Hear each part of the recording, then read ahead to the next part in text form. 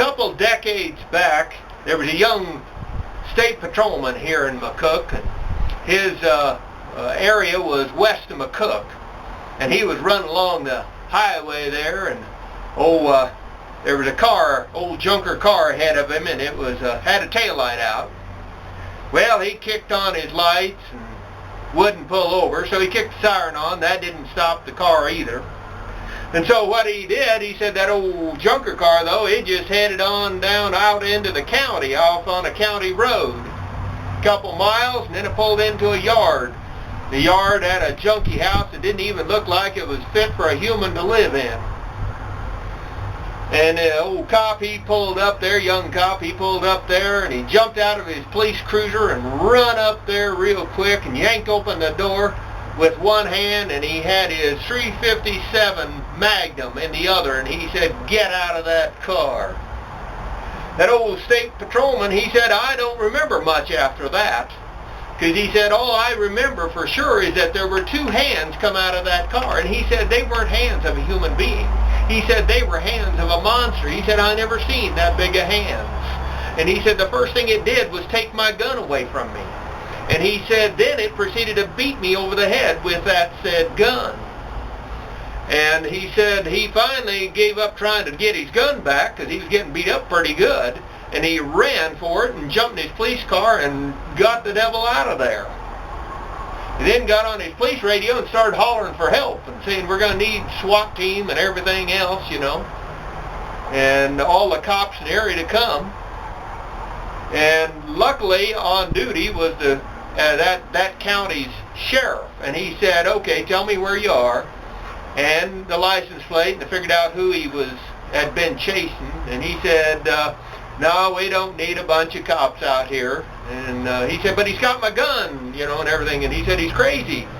And the county sheriff said, I'll take care of it in the morning. He said, you go back to McCook, get yourself fixed up, and go to the hospital, whatever you need to do to get fixed up from the beating. And he said, I'll get it all fixed up in the morning. Well, reluctantly, the state patrolman did as he was told by that county sheriff. Next morning, county sheriff went out to that farmstead. He went up to that great big monster of a man, probably 270-pound man, built like a brick outhouse, I kid you not. Probably not an ounce of fat on him. But he was slow in the head. Some would call retarded, others would say mentally handicapped, to the point, but he still was just smart enough to be able to have a driver's license, but not much more.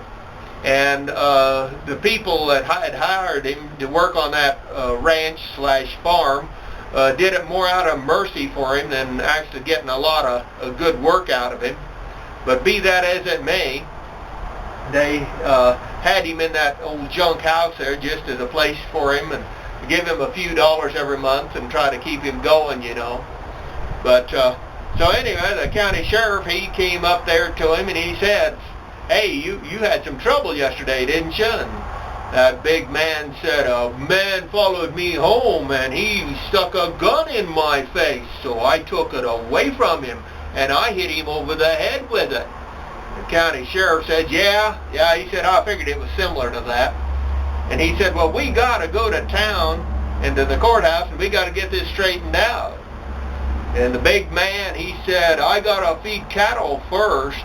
And the county sheriff said, that's fine, you go feed cattle, and when you get done, you come over here and I'll take you into town.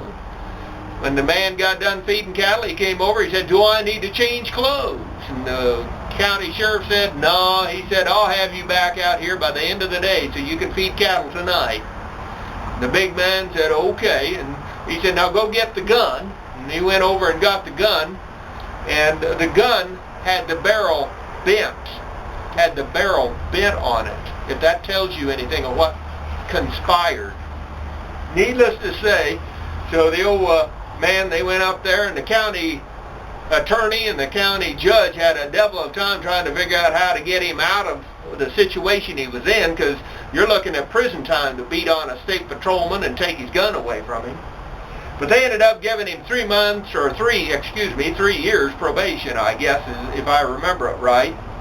And of course they only did that for paperwork because he wasn't, mentally sound or anything like that as far as that goes. Barely could, function other than just feeding cattle and doing basic odd jobs around the ranch. Never had trouble before and never had trouble since. But today, though, Homeland Security and CIA and FBI and all the law enforcement and the different outfits, they'd have been more than glad to rush out there with machine guns and gun him down. I long for the old days when there was common sense even in the law enforcement back then.